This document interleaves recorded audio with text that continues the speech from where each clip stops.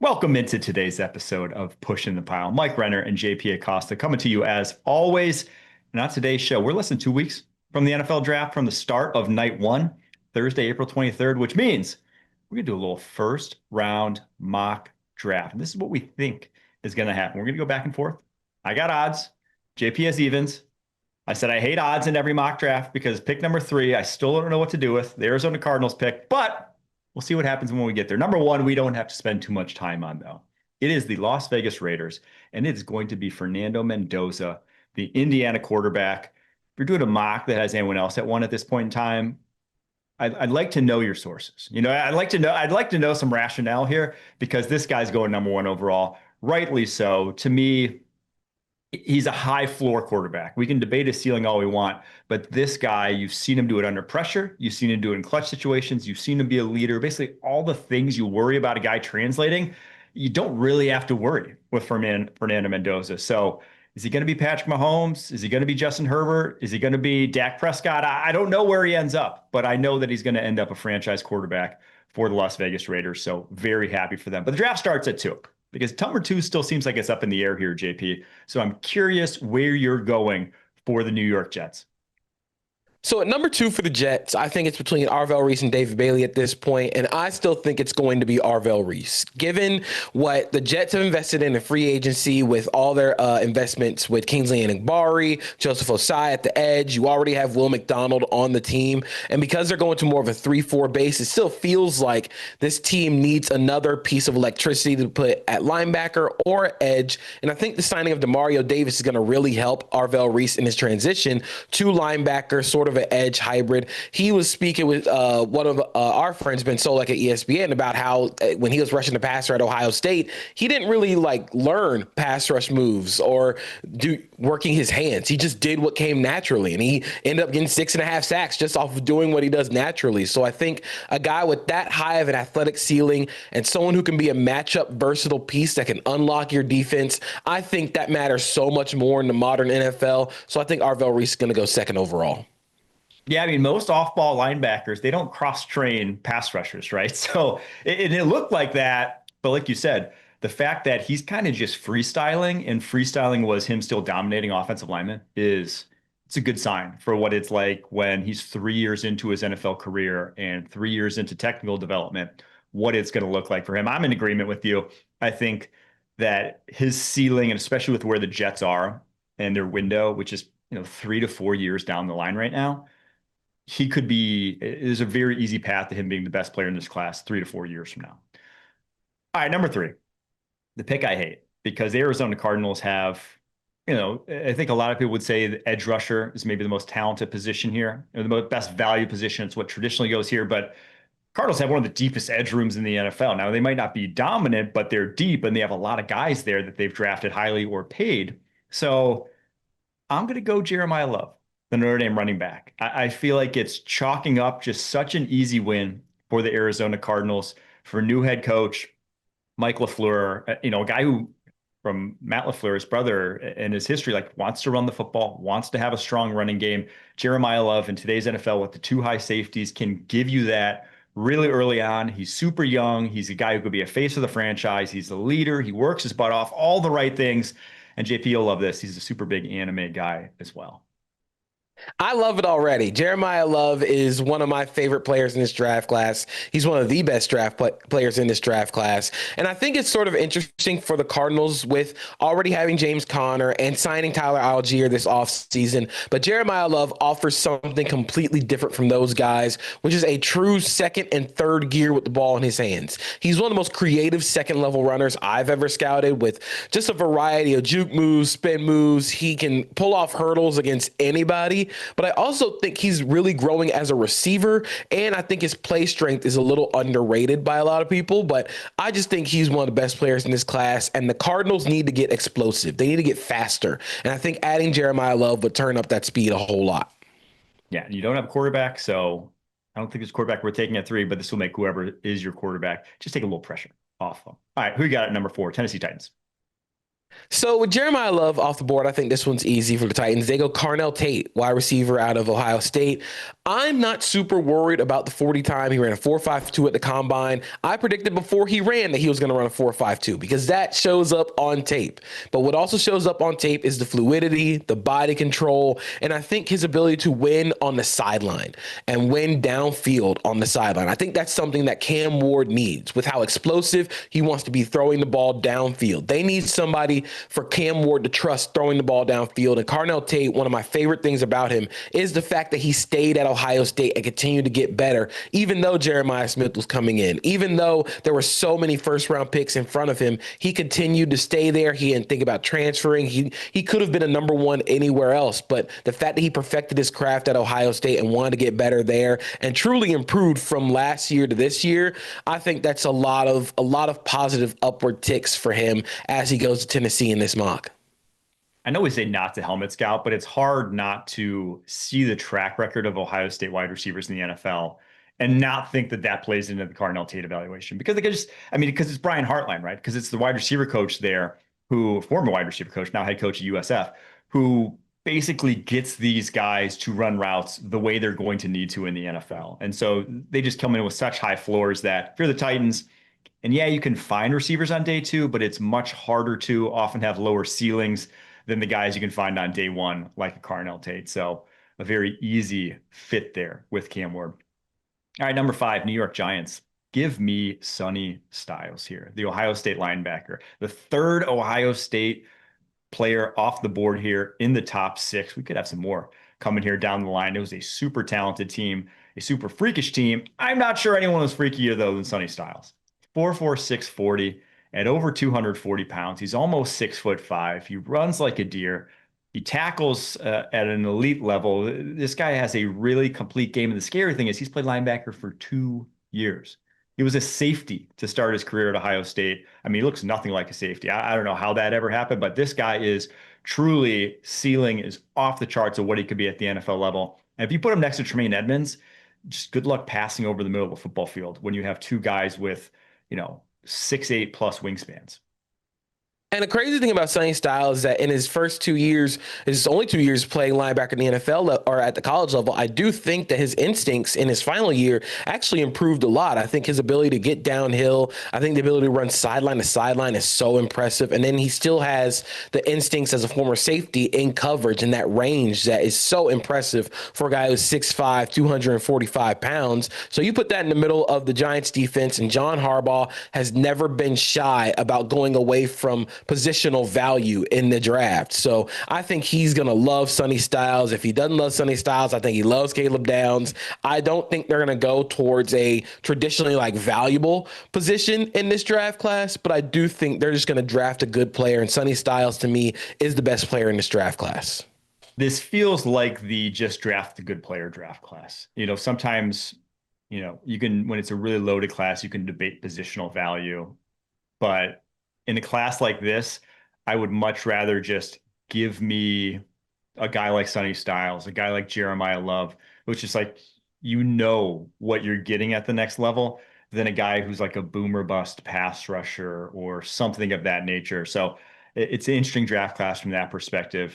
But you said Harbaugh did it in Baltimore. It reminds me of when they took Kyle Hamilton and Tyler Linderbaum in the first round. I don't think anyone's complaining about that, 4 years down the line for the Baltimore Ravens, but those were not value positions at the time, and it ended up working out pretty well. All right, number 6, Cleveland Browns. Who are we taking? I have them going Monroe Freeling, offensive tackle from Georgia. I do think there's a lot of steam towards Caden Proctor out of Alabama, but I do think this pick is going to be a left tackle. I'm also curious if this is where we get the first trade in the draft come round 1. I do think the Browns are looking to trade down. Maybe a team like the Cowboys are looking to be aggressive and come up to draft a guy in the top 10. Maybe they're coming up to get a guy like Mansour Delane or Ruben Bain Jr. But I have the Browns sticking here, picking Freeling because he has the highest upward tick of potential as a left tackle. I think the fluidity is so smooth for a guy who started one season at left tackle. I do think there's some technique issues that have to be refined, but for Todd Monken's offense, they need a left tackle, and I think Monroe Freeling is the best true left tackle in this class. I'm right there with you with the trade back. They did it last year. It's Andrew Berry's MO. I think they're going to be very interested in it, especially if they want to target tackle, right? Because the guy that you take tackle at 6, which is going to be OT1 for us right now, could be OT1 in the real life, is probably, depending on who you talk to, might have the same grade as the guy that comes off the board at like pick 18, who might be OT4 in this draft class. That's just kind of the draft class it is for tackles. So if you're picking one at 6, you're probably just not getting quite the value that you could get in return if you trade back to, say, 13, 12, and you get a day 2 pick. I think you would be much happier about that if you're the Browns, given all the needs, given the holes on this roster. So we'll see what happens in real life. All right, to recap picks 1 through 6 here. Fernando Mendoza comes off the board at 1 to the Raiders. Arvell Reese to the Jets at number 2. Jeremiah Love, Notre Dame back to the Cardinals at 3. Carnell Tate 4 to the Titans. Sonny Styles to the Giants. And then Monroe Freeling, first tackle off the board to the Cleveland Browns. Take a quick break. We got the rest of the mock draft to come.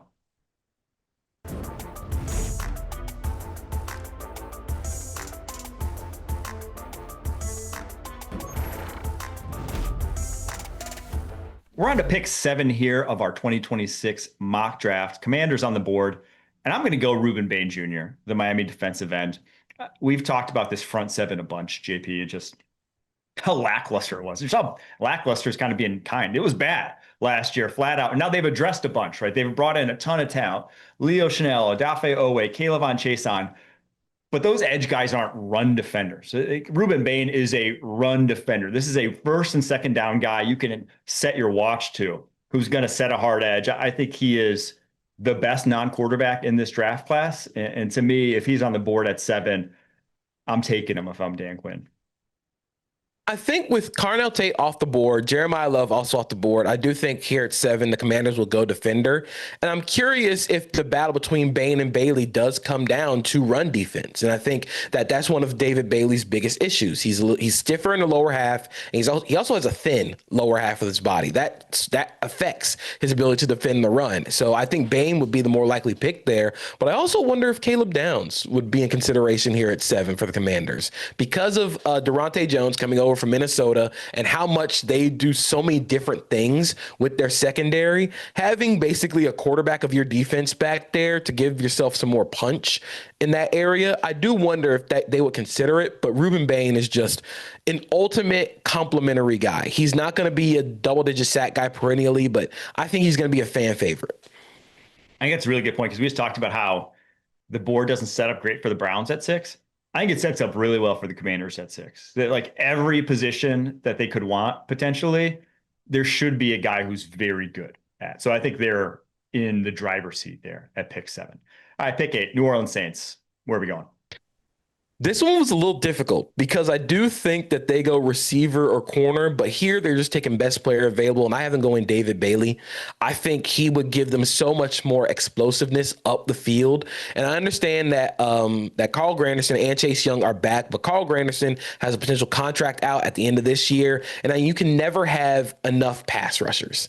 Like, there's not a single team in the league right now that doesn't want to have more than 2 pass rushers. You know, being able to have that depth, and I think David Bailey is going to win with speed. I think there's a lot more that he can improve on. So I think having him as sort of like a third down specialist early in his career, as he grows into what he could be, is going to be really good for the Saints, who need to start getting their defense to be a little younger and a little faster. Yeah, the youth and the speed injection is so necessary to that front 7. It's just kind of a plotting front 7, especially along the line of scrimmage right now. All right, Kansas City Chiefs. I've said all along, if they stick at 9, they make this pick, it's an offensive tackle. Go back to the 2 Super Bowls they lost in recent memory. What happened? Their O-line just got their butts whipped in both of those. Gave Patrick Mahomes no chance. So if you solidify this offensive line, you give Patrick Mahomes a chance. And now this guy may not start year 1, but I'm going Spencer Fano, the Utah right tackle.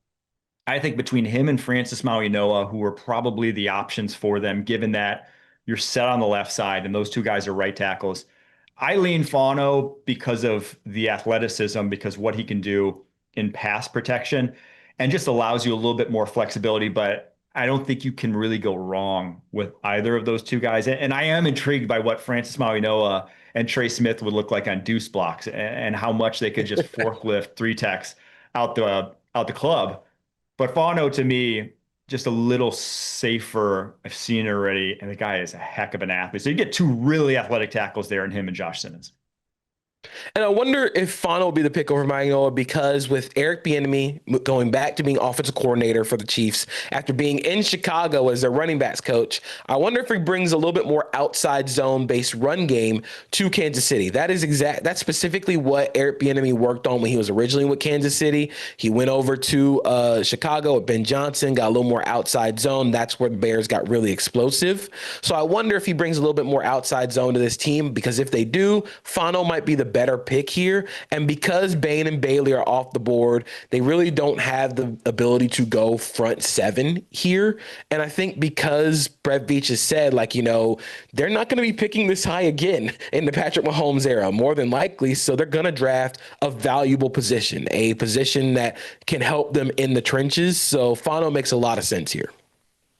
All right, number 10, Cincinnati Bengals. This one feels easy. I'm writing it in Sharpie. I am manifesting it. The Bengals cannot mess this up. It is Caleb Downs from Ohio State. He literally plays right up the street and was a two-time All-American right up the street. Unanimous All-American right up the street. He is one of the best football players I have ever seen.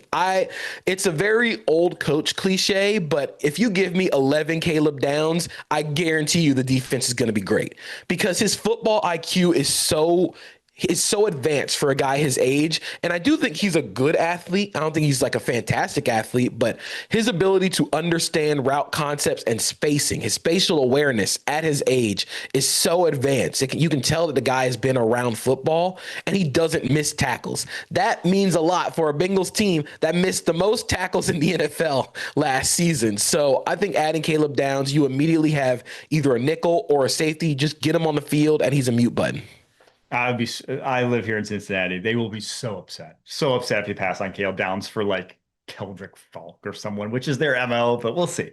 All right, number 11, Mansour Delane, the LSU cornerback to the Miami Dolphins. On paper, at least the worst secondary in the NFL right now. He is super high floor cornerback, just a easy fit for really any scheme too. I think he's versatile. The guy is a former wrestler. You see it in the way he plays the game. Again, for the Miami Dolphins to get this rebuild started, you just this is a plug and play building block. This is one where you don't have to worry about it too much. Yeah, this one, Mansour Delane is one of the better man-to-man corners in this draft. I love his hip fluidity. I love his ability to turn with guys, and I think that sort of offsets his lack of height and arm length. And he did run a 4.38 as pro day. I do wonder how real that 4.38 is. LSU is sort of known for boosting their pro day numbers, but if you go and look at the Dolphins cornerback room right now, I guarantee you'll probably recognize maybe one person in that two deep for them. They need secondary help in the biggest way. I think Mansour Delane immediately helps them there, and you just get a big boost to that secondary. All right, number 12, Dallas Cowboys. Where are we looking? I'm curious if Dallas keeps this pick, especially if the board falls the way it does. But if they stay, I'm going with Avion Terrell from Clemson, one of my favorite players in this draft class, mainly because the dude does not give up at the catch point. You might call him undersized. He's 5'11", 186 pounds, doesn't have the longest arms. I know there was a pro day 40 number that wasn't that encouraging, but when you watch him play, he was so much faster on the field than he is running in cleats or running in sweats at the combine or at his pro day. But I do think his physicality means so much in Christian Parker's defense. You can play him in nickel. You can play him outside. I just think he's such an impactful and forceful player that's going to really fit at nickel, corner. Just put him on the field and let him affect the football. Just a good football player in a secondary that needs good football players. And I agree that 4.64 was the pro day number. Reminds me of Kamari Lassiter. Kamari Lassiter on a 4.65 a couple years ago, where I was just like, what? That is not how he plays. I dropped him down my board because of it. Not dropping Avion Terrell down. He is sticking up this high. We love him. He's too good of a football player. He's faster than on tape. I'm not worried whatsoever. All right. That's picks 7 through 12. We're going to take a quick break. After that, we got the rest of the mock to come.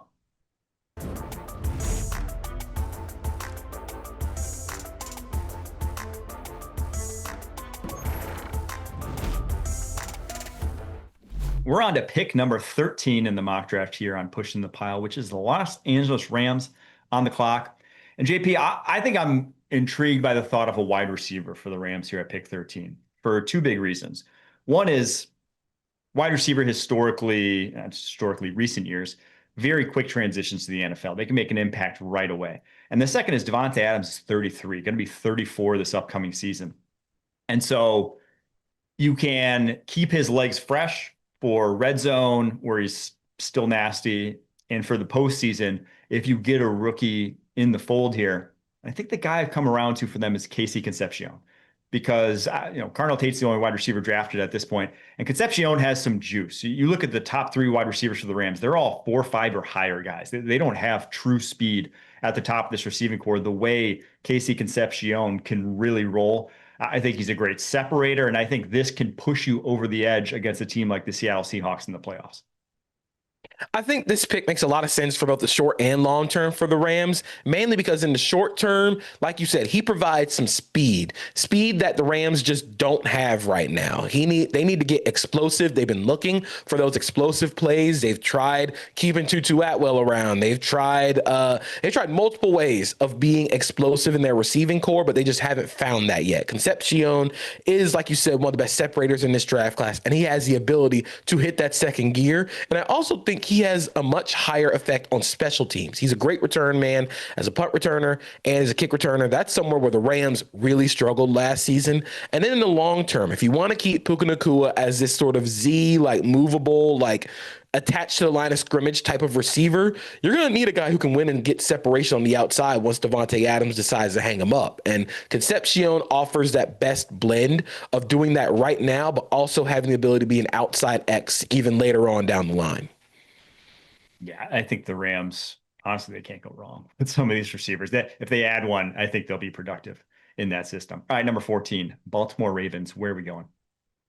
I'm going with Vega Ioane, offensive guard from Penn State. I think this one's easy. I think a lot of teams are going to start to try and trade up for Ioane, because I do feel like if the Ravens are able to get him, that means so much for their offense. He is a rock solid guard with strong, powerful hands. I think he can work in outside zone. That might not be where he's best at, but I think he can work and win in that area. But if you look at what the Ravens struggled with last year, their two guards were the worst guard pairing one of the worst guard pairings in the NFL. Now Daniel Falele is a giant. You replace him with John Simpson, and then you put Ioane at left guard next to Ronnie Stanley. It has the potential to be sort of a Gray Zabel for the Seahawks type of pick for the Ravens, because when you have Lamar Jackson, you have Derrick Henry, you got to go win right now. So build that offensive line to keep Lamar healthy and give Derrick Henry some more runways. I think every mock we do, 14's a guard. There's such a big need there. It would do so much for this offense. And this is kind of the sweet spot for guards in this draft class. So much the sweet spot that I'm going guard at 15 too. I'm going Francis Maui-Noa to the Tampa Bay Bucks. I love the idea of just planking down either Vega Ioane or Francis Maui-Noa next to Tristan Wirfs and just saying, hey, we might have the best blind side in the NFL now, because those two guys are just, either Ioane or Maui-Noa are just physical specimens that don't give an inch into the pocket. These are powerful dudes that I think would pair so nicely with Tristan Wirfs. I'm really curious on what the Bucks do at 15. They're a team that haven't really been able to get nailed down. I think they do want to help that defense out, especially at edge rusher. Maybe a guy like Keldrick Falk makes a lot of sense there. But when you think about Francis Maui-Noa, I do think he has the potential to be fine at tackle, but I think he can be a truly great guard. So you put him next to Tristan Wirfs, and you might have one of the more athletic tackle guard duos in the NFL. Just get them moving forward.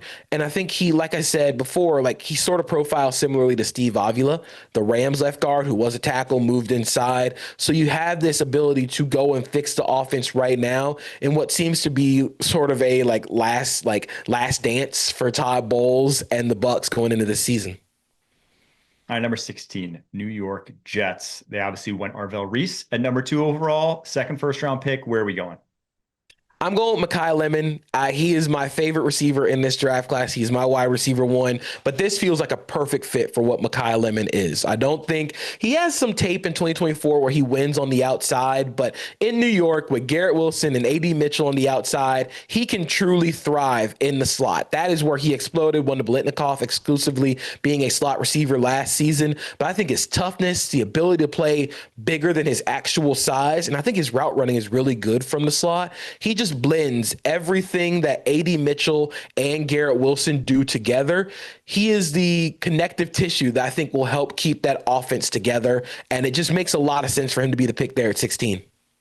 Yeah, my buddy Will Parkinson, who does the Turn on the Jets podcast, this is all he talks about. He's like, Mekhi Lemon at 16, Mekhi Lemon at 16, Mekhi Lemon at 16, because all the reasons you said, he is the third guy. If you have A.D. Mitchell and you have Garrett Wilson, you could not really craft a better third wide receiver than Mekhi Lemon for that offense. So they could turn things around quickly too. If they add Mekhi Lemon and now with Geno Smith there, I think he could truly thrive.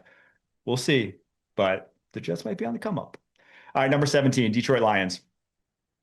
I think this is Caden Proctor's floor.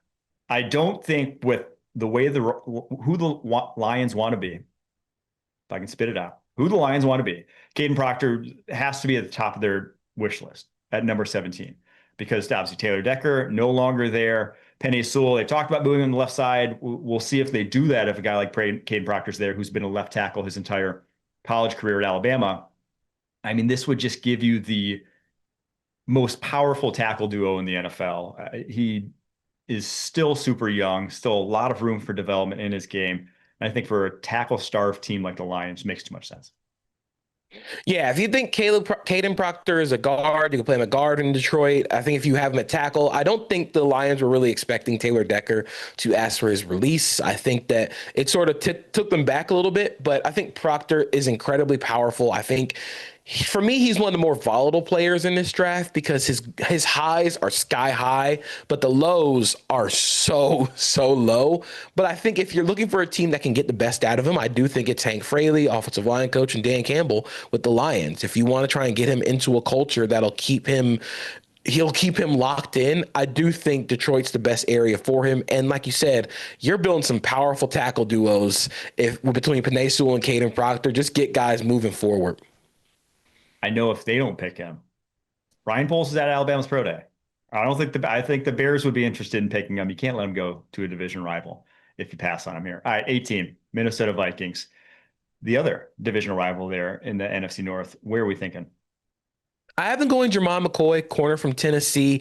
I wonder what Jermon McCoy's floor is because he did not play at all in 2025 due to the torn ACL. But at his pro day, he ran a 4.38, jumped 38 inches. Like, his athleticism was all the way back. And his 2024 tape is the best tape of any corner in this draft class. I will put his 2024 tape. I'd even include his 2023 when he was a freshman at Oregon State. I'll put that up with some of the better corners in the NFL currently. So I do think with where the Vikings are when it comes to safety, when it comes to corner, they just need depth in both areas. I do think signing James Pierre to a one-year deal, I don't think that locks them out of corner. I think Jermon McCoy can play in man coverage. I think he can thrive in Brian Flores' defense. I do know that there's a lot of we need a safety, need to get a safety, this and that. But I do think a corner like McCoy falling to 18 would be too good for the Vikings to pass up. Yeah, I obviously don't have any inside info on his medicals, but I saw his numbers at the pro day when he went, sub 4.4, jumped 10.7 in the broad, almost a 40-inch vertical. That's back. He's all the way back. And if he's all the way back physically, there's no doubt in my mind. I'm not even letting this guy slip to 18. He's number 6 on my board because that's how good his tape was. And I think we saw, post-COVID draft 2021 when seemingly all the top 15 guys, like half of the top 15, didn't play the year prior and then just hit the ground running in the NFL, that you don't necessarily need to keep playing football if you already got the goods. And to me, Jermon McCoy, he's already got the goods. All right, that's picks 13 through 18. We have picks 19 through 32 still on tap coming up right after this.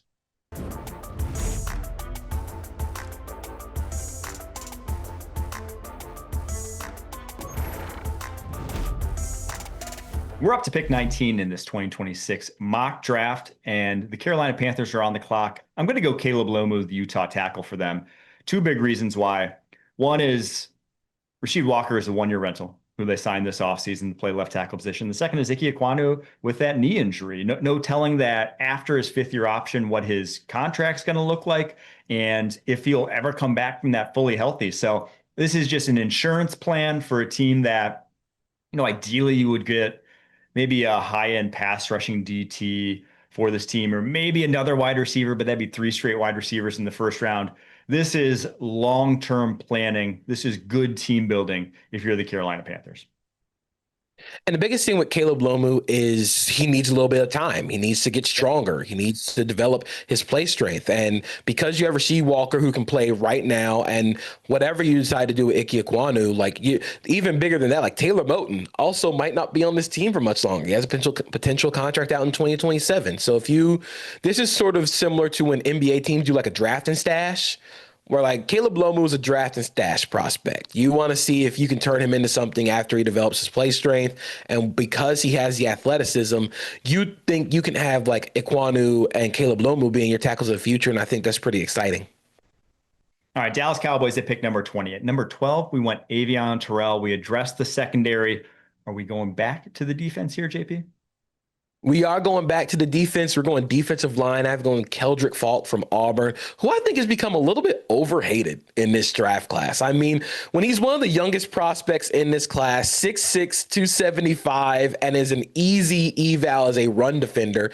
And when we think about what the NFL has wanted to do in the run game recently, like how much teams are adding an extra offensive lineman onto the field, how much teams are trying to thrive in 12 and 13 personnel and running at you. If you want to stop the run out of light boxes, you need a guy like Keldrick Falk. I understand the pass rush to production isn't there, but I do think his 2024 was much better as a pass rusher. So again, you're asking yourself, like, can you get that 2024 version of him as a pass rusher on the edge? But I'm thinking he's a guy that you can move inside and out, be a matchup piece, very similar to Mykel Williams or Trayvon Walker coming out. So I think he's a really fluid player, really smooth player. I am much higher on them than everybody else, but I do think the Cowboys could really use a player like Falk.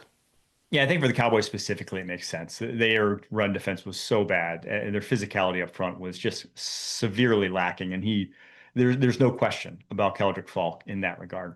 All right, 21, Pittsburgh Steelers. Here's where the drought ends. Ty Simpson coming off the board, first quarterback since pick 1.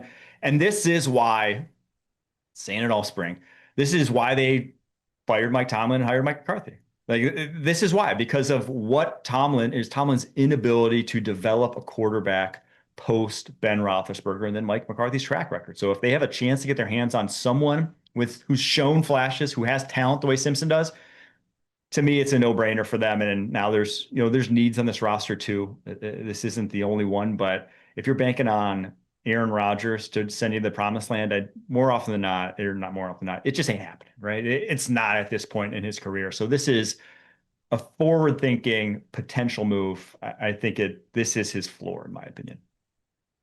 I would be a little surprised if Ty Simpson went at 21 to Pittsburgh, mainly because even though they did hire Mike McCarthy, who has a track record of developing young quarterbacks, this team is not built to let a young quarterback develop. They are built to go try and win a Super Bowl right now. And I don't know if Ty Simpson's helping you win a Super Bowl right now.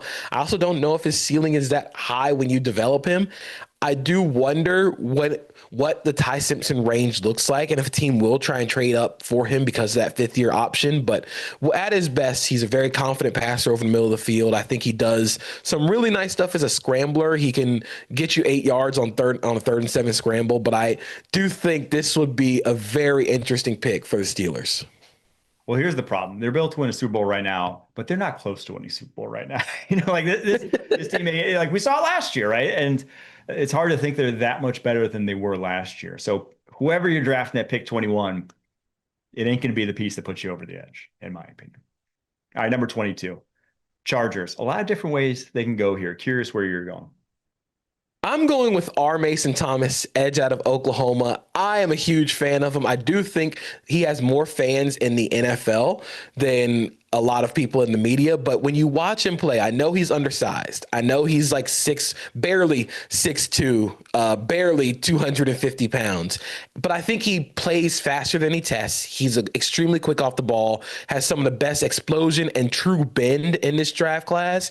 And I also think if you're going to play him as a 3-4 outside linebacker, which the Chargers will be doing, he can crater tight ends in the run game. And because this team lost Odafe Owe, who was sort of their speed guy, because they're bringing Khalil Mack back, Tuli Tuipulotu, also both win with power, they need sort of a change-up pitch. And I think R. Mason Thomas gives them that change-up and can be sort of a long-term building block for them after Khalil Mack ends up hanging them up. Yeah, I'm very curious to see how they generate pass rush next year because the cupboard's pretty thin at this point in time after losing Odafe Owe. All right, Philadelphia Eagles at 23. This pick is made under the guise that they will be trading A.J. Brown at some point during this draft. Now, it may not happen. I don't want to keep talking about A.J. Brown. I'm really done talking about the drama in that room, which is why I want to see him traded. But I'm going Omar Cooper Jr. here to replace some of that skill set. You're not going to replace all of it, but if you'll think back to A.J. Brown, he was a slot receiver similar to the way Omar Cooper was in college when he was at Ole Miss. Now, he's a lot bigger, but Cooper is a physical dude in his own right, great after the catch, great ball skills. I think if you're looking to replace Brown in that offense, this is the guy I would target at this point in time. Now, still could use offensive line, but I'm going Omar Cooper Jr. here. I think this makes a lot of sense, especially if we're operating under the assumption that A.J. Brown is going to be traded on June 2nd. But I do think if they had their pick between Omar Cooper Jr., Jordan Tyson, who's still on the board, Denzel Boston, and with all the offensive linemen, especially Caden Proctor, off the board, I do feel like they're going to start drafting for their receiver of the future, especially because their receiver depth actually is not that great outside of Brown and Smith. So just start planning for the future, but also if A.J. Brown stays, get a guy who can win for you right now. All right, picks 24 and 25. 24, we have a no-brainer from you, JP. It's Jordan Tyson because they went more Monroe Freeling at 6. We all know they need tackle. They need wide receiver. This is the last of the first-round wide receivers. Falls into their lap. And then I'm going Dylan Thieneman, the Oregon safety at 25 to the Chicago Bears. No secret that they want to get more speed, more range in their back end, turn over that safety group from last year. Already added Kobe Bryant to the mix. Here's your center fielder to pair next to him in Dylan Thieneman. All right, that is 1 through 25 in this mock draft. We got 26 through 32 yet to come right after this.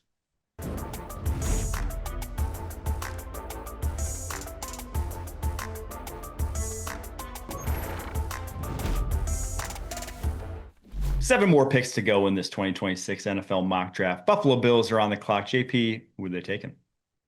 This one's simple. I have them going Ohio State defensive tackle Caden McDonald. With their new scheme change going to a 3-4, they don't have the bodies to truly hold up in the run game. They are too small and also too slow up front. Caden McDonald is the best run defender in this draft class. He offers limited upside as a pass rusher, but that's not really what you need him for. If you can affect the run game on early downs, you can turn Ed Oliver and Deion Walker loose. So having Caden McDonald in the middle of that defense will really help that Bills defense sort of turn around.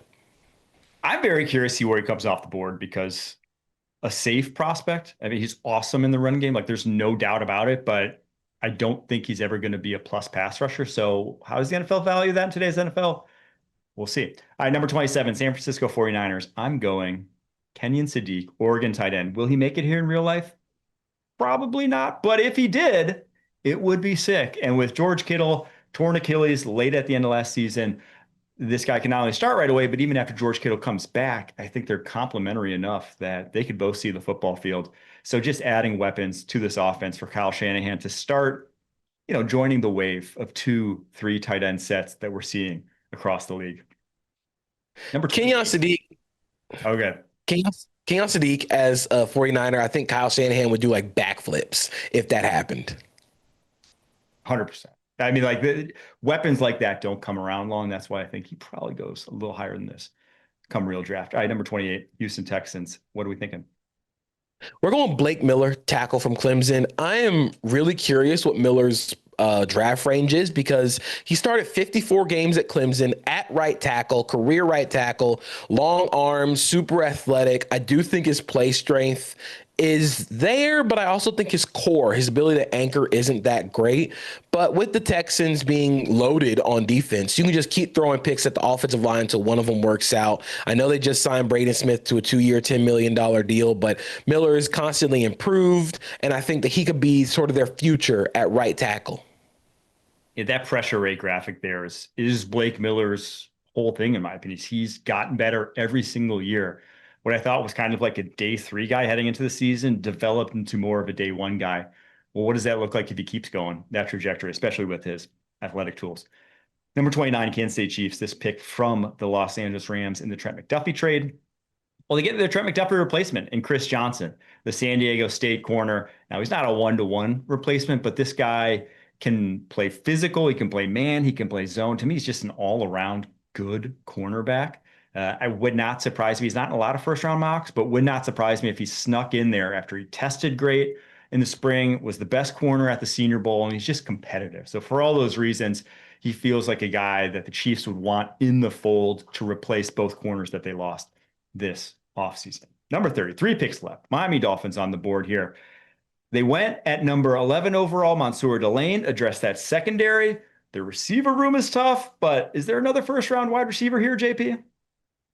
I think there might be with Denzel Boston, but I went in another direction. I went with Zion Young, edge from Missouri.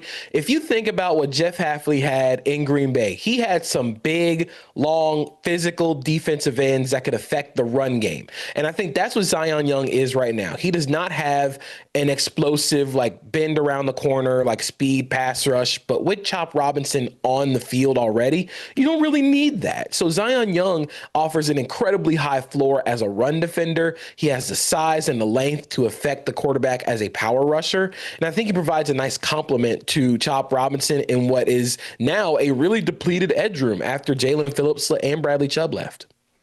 Yeah, so we saw R. Mason get in this first round, R. Mason Thomas, the Oklahoma edge rusher, Zion Young. I'm curious, if Gabe Akis, Cassius Howell, some of the other kind of like day 2-ish edge rushers, I'm curious how many of them actually end up sneaking into the top 32 here. Patriots at 31, to me, dream scenario for them. Truly. Maxie Honachor, the Arizona State tackle. Some of the best developmental tools you'll ever see at the position, especially considering he's only been playing football for 5 years. And they don't need the guy right now. You got Morgan Moses on the right side. You got Will Campbell on the left side, at least for now. So this gives him a year to redshirt, so to speak, to get better, more acclimated to the NFL game. And then year 2, year 3, you could get a dude at the tackle position. Makes too much sense, in my opinion. All right, number 32, the team that won the Super Bowl, Seattle Seahawks. A lot of different ways they could go here, especially when they don't have a lot of needs. So where are they going, JP? It's tough because, like you said, the Seahawks don't really have a lot of needs, but I'm going linebacker. I'm going CJ Allen. I think CJ Allen is a first-round prospect at the linebacker spot. And because they signed Drake Thomas to a 2-year, $8 million deal, it's not exactly like locking him in for a long time, but Ernest Jones isn't getting any younger. CJ Allen is a quarterback in the middle of the defense. He plays with physicality coming downhill, and I think he's growing as a pass defender. So I'm really excited to see what Mike McDonald can do with a guy that causes so much havoc like CJ Allen does in the run game. Some interesting names that fell out of the first round altogether here. No Peter Woods in our first round, the Clemson defensive tackle, after a lackluster pre-draft process in 2025 season from him. No Emmanuel McNeil-Warren, the safety out of Toledo, who we both like, but will safety value drop him out of the first round. No Cassius Howell, who high-end pass rusher, but the arm was in a lot of first-round mocks to start the year. Obviously, the arm length, I think, going to cause him to fall on day 2, but it's going to be a fun one. This draft, more than any other in recent memory, is way up in the air. No one's first-round mock is going to be right, but this one, I feel pretty good about, JP. That's our show for today. We will be back next week talking draft. We're less than 2 weeks away. Until next time, I'm Mike Renner. He's JP Acosta. Keep pushing.